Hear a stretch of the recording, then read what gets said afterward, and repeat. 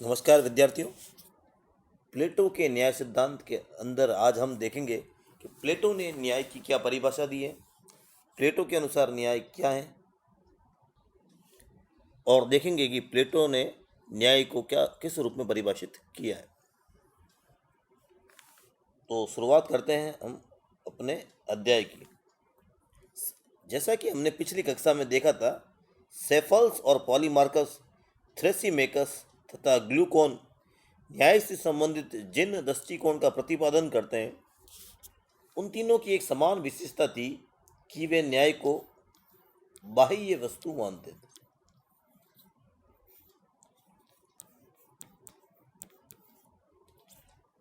इसके विपरीत प्लेटो ने न्याय को आत्मा के अंदर की वस्तु माना है। न्याय कोई बाहरी वस्तु नहीं है, बल्कि ये आत्मा के अंदर की वस्तु है, और इसी आधार पर वह इन तीनों दृष्टिकोण को अस्वीकार कर देता है। प्लेटो का कहना है कि मानव आत्मा की उचित अवस्था और मानवीय स्वभाव की प्राकृतिक मांग न्याय है। इसलिए E.M. फोस्टर कहते हैं कि जिसे हम नैतिकता कहते हैं, वही प्लेटो के लिए न्याय है। अब न्याय के संबंध में चिंतन करते समय प्लेटो के मस्तिष्क में दो तरह के न्याय उपस्थित होते हैं। एक होता है व्यक्तिगत न्याय और दूसरा होता है सामाजिक न्याय। इन दोनों को समझने के लिए हमें प्लेटो की विचारधारा को समझना होगा। प्लेटो व्यक्ति और राज्य में पिंड तथा ब्रह्मांड का संबंध मानता है कि राज्य और व्यक्ति में पिंड ब्रह्मांड का संबंध होता है। व्यक्ति में जो गुण और विशेषताएं छोटे रूप में पाई जाती हैं, वही विशाल रूप में राज्य में पाई जाती है। यथा पिंडे तथा ब्रह्मांडे, राज्य व्यक्ति की विशेषताओं का विराट रूप है। इसलिए ये कहा जाता है कि द स्टेट इज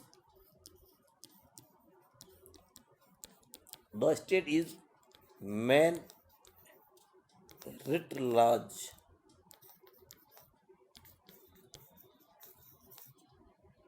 यानी राज्य व्यक्ति की विशेषताओं का विराट रूप है।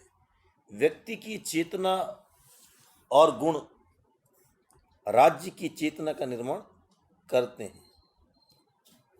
अब मैंने जैसे पहले बताया था आपको, प्लेटो के अनुसार न्याय के दो रूप हैं।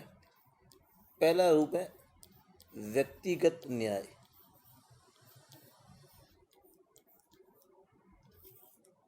और दूसरा रूप है सामाजिक न्याय।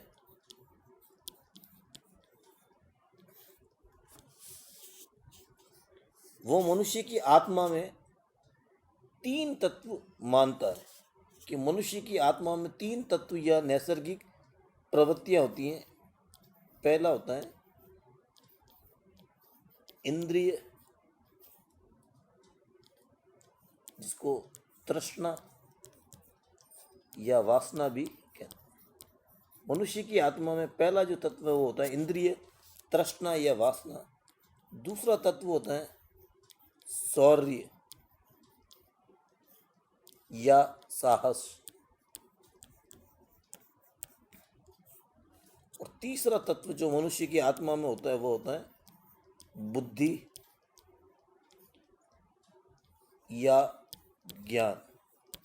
ये प्लेटो ने बताया कि मनुष्य की आत्मा में तीन तत्व होते हैं। ये तीनों गुण जब उचित अनुपात में मनुष्य के मस्तिष्क में विद्यमान रहते हैं, तभी व्यक्ति न्याय का पालन कर सकता है। मतलब ये जो तीनों तत्व बताए गए, ये तीनों तत्व जब व्यक्ति की मस्तिष्क में विद्यमान रहते हैं, तो व्यक्ति न्याय का पालन करता है।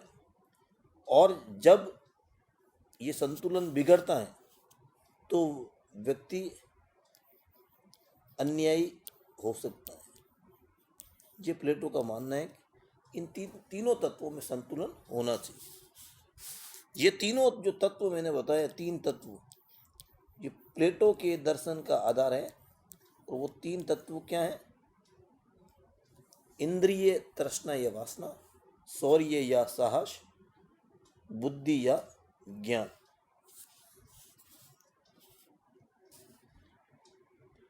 इसी के आधार पर उसने राज्य को उत्पन्न करने वाले तीन तत्वों का तथा राज्य का निर्माण करने वाले तीन वर्गों का प्रतिपादन किया है। प्लेटो का मानना है कि छोटे अक्षर की तुलना में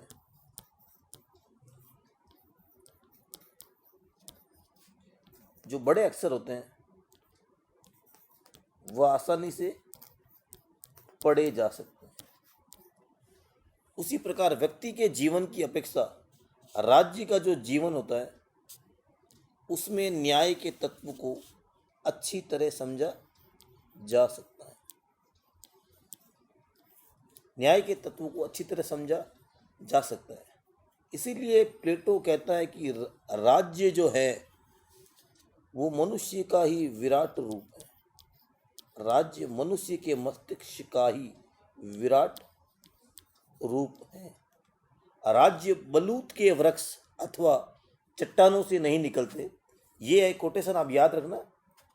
प्लेटो कहता है कि राज्य बलूत के वृक्ष अथवा चट्टानों से नहीं निकलते, बल्कि उन लोगों के मस्तिष्क और चरित्र का प्रमाण होते हैं जो उनमें निवास करते हैं। प्लेटो की मान्यता है कि राज्य व्यक्ति के प्रति राज्य में भी तीन गुण होते हैं: वासना, साहस और बुद्धि। इन तीनों गुणों के प्रतिनिधि के रूप में राज्य के उत्पन्न करने में तीन तत्व सहायक होते हैं: आर्थिक तत्व, सैनिक तत्व और दार्शनिक तत्व।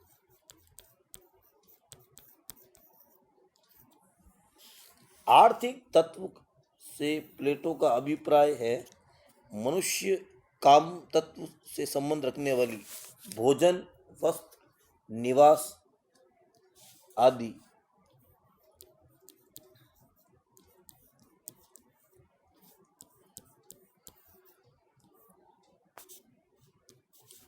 आर्थिक तत्व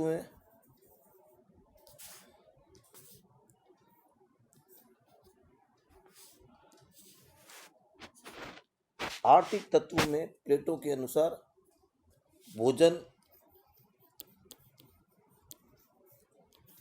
वस्त्र और निवास आदि की आवश्यकताएं एकाकी रूप में पूर्ण नहीं कर सकता। मनुष्य इन सारी आवश्यकताओं को अकेला नहीं कर सकता। ये अनेक व्यक्तियों के सहयोग से तभी पूर्ण हो सकती है जब इन्हें पूरा करने के लिए समाज में अन्न उत्पन्न करने के लिए किसान,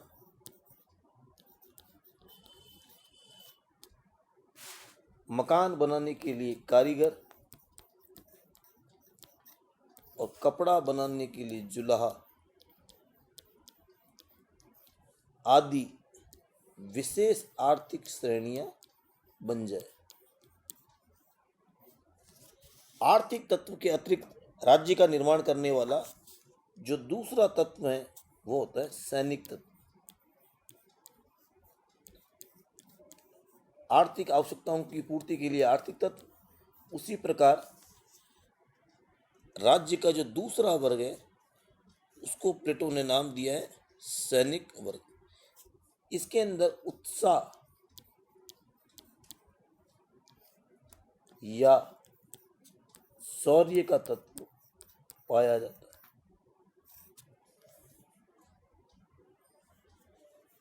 केवल आर्थिक आवश्यकताएं पूरा करने वाला राज्य तो ग्लूकोन के शब्दों में केवल पेट भरने मात्र से संतुष्ट होने वाला राज्य होगा। मनुष्य केवल भौतिक आवश्यकताओं की पूर्ति से संतुष्ट नहीं होता। वो केवल रोटी से नहीं जीता है, बल्कि अपने आप को सुसंस्कृत एवं परिमार्जित बनाने की कुछ आकांक्षाएं होती हैं। इनसे चित्र, मूर्ति, संगीत आदि कलाओं का जन्म होता है और इन्हें पूरा करने के लिए प्रदेश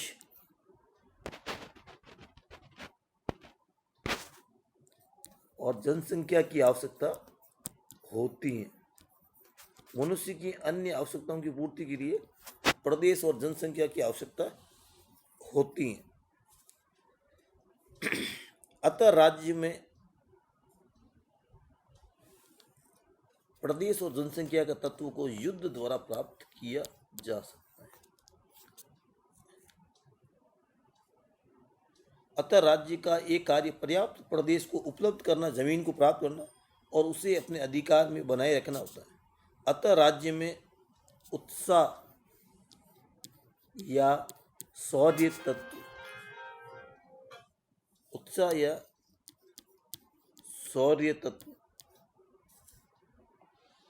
उत्पन्न होता है।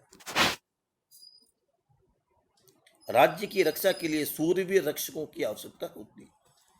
विशेषीकरण के अनुसार इसे करने वाले योद्धाओं का एक विशेष वर्ग होना चाहिए। इनसे राज्य अपनी रक्षा और प्रदेश का विस्तार करता है। राज्य की सत्ता इन पर निर्भर करती है।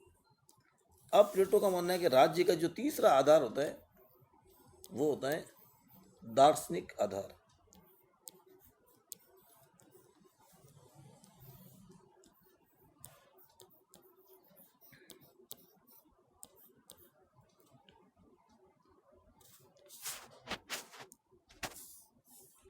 इसका संबंध, दार्शनिक तत्व का संबंध मनुष्य की जो आत्मा है उसके विवेक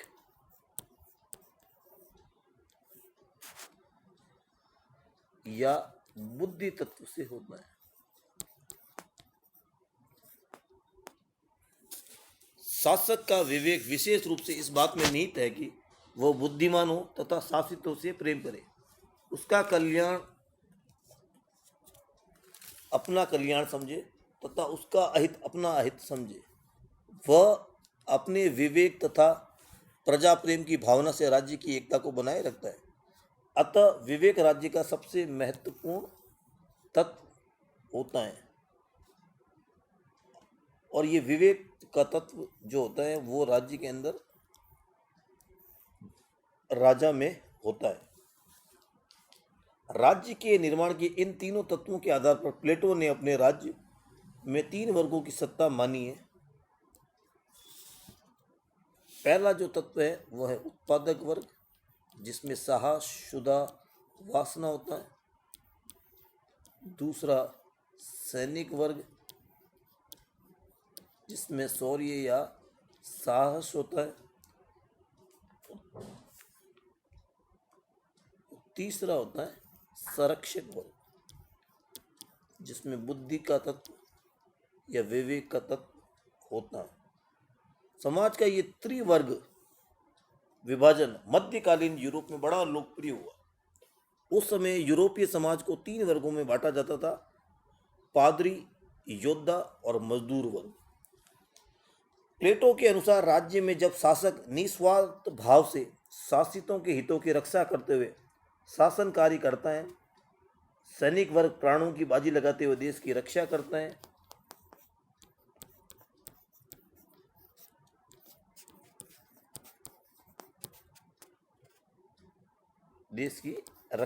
है, और उत्पादक वर्ग सब कष्ट सहन करते हुए उत्पादन का कार्य करता है, तभी राज्य न्याय स्थिर रहता है। न्याय वस्तुतः कर्तव्य पालन से परे कोई वस्तु नहीं है।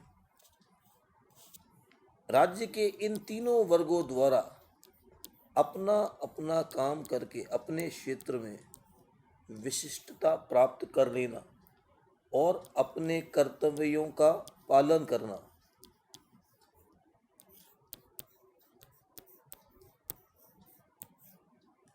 अपने कर्तव्यों का समुचित रूप से निर्वाह करने की मनोकामना का नाम ही न्याय है। ये 2 बातें हैं, विशिष्टता और कर्तव्य पालन। इसको प्लेटो ने न्याय दिया है। हिंदू धर्म के अनुसार अगर हम कहें स्वधर्म का पालन, ये न्याय कहलाता है। यह राज्य के तथा व्यक्ति के हित में है तथा व्यक्ति अपनी प्राकृतिक प्रतिभा एवं क्षमता के आधार पर अपना एक कार्य क्षेत्र निर्धारित कर ले और उस कार्य में अधिक से अधिक योग्यता बढ़ाकर अधिकतम श्रेष्ठता प्राप्त कर ले। अपने जिस कार्य को वो करता है उसमें श्रेष्ठता प्राप्त कर ले। न्याय के सिद्धांत की मांग है कि राजा जो होता है वो विवेकशील हो, सैनिक जो है वो साहसी हो तथा उत्पादक वर्ग है वो कैसा होना चाहिए, आत्म संयम, उसमें आत्म संयम का तत्व। अगर ऐसा है तो उस राज्य के अंदर न्याय है, और ऐसा यदि नहीं है तो उस राज्य में न्याय नहीं है। अब प्रश्न उठता है कि न्याय क्या है और न्याय कहाँ है।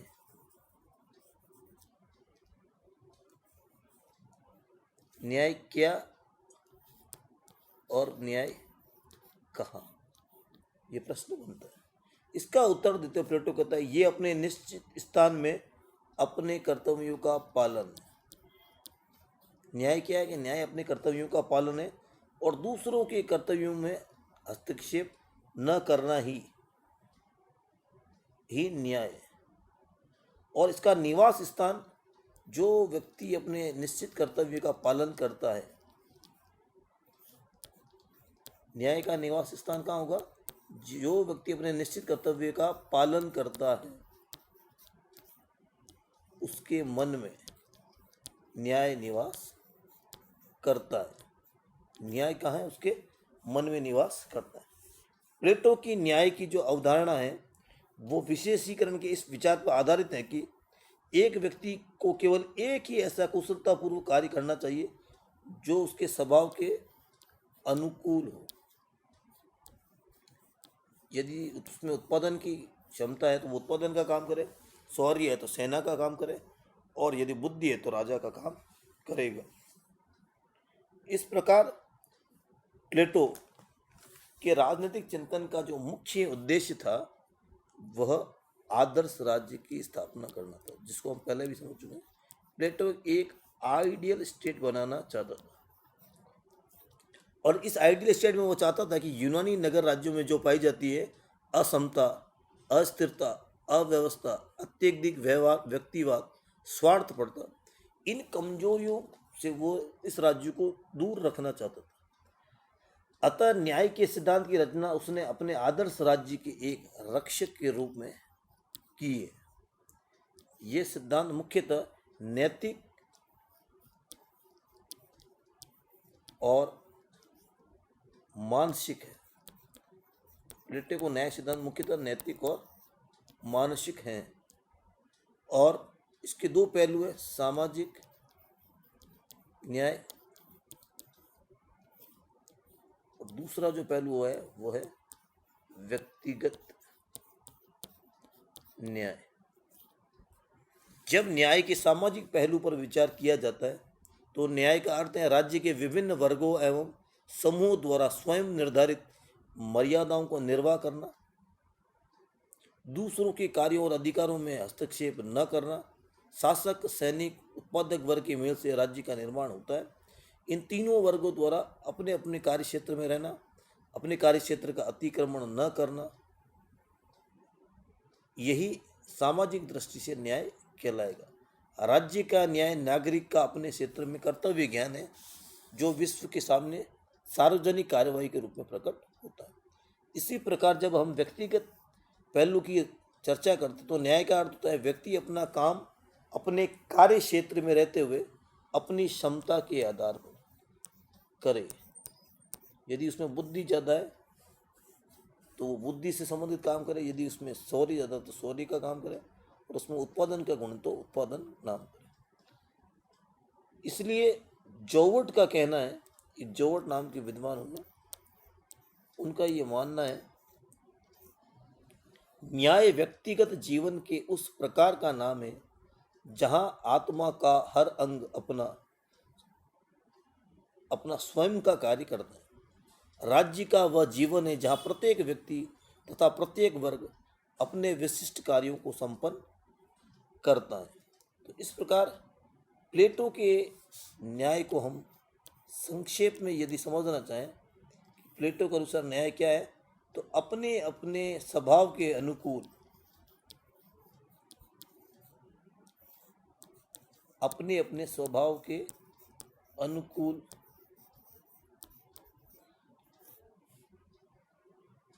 निश्चित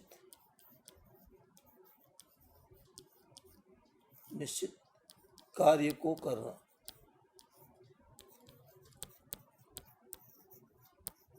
करना और दूसरों के काम में हस्तक्षेप न करना ही प्लेटो के अनुसार न्याय है। इस प्रकार आज हमने देखा कि प्लेटो की न्याय की क्या डेफिनेशन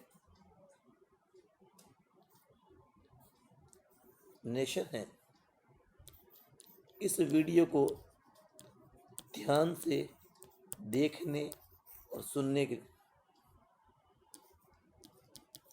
आपका बहुत बहुत धन्यवाद। Thank you.